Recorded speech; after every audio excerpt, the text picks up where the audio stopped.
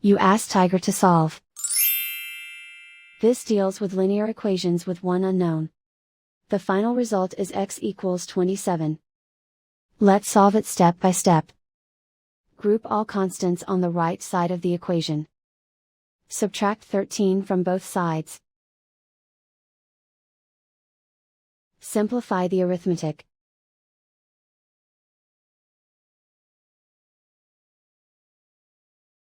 Isolate the x.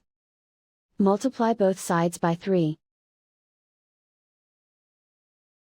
Group like terms. Multiply the coefficients. Simplify the fraction. Simplify the arithmetic. And so the final result is x equals 27.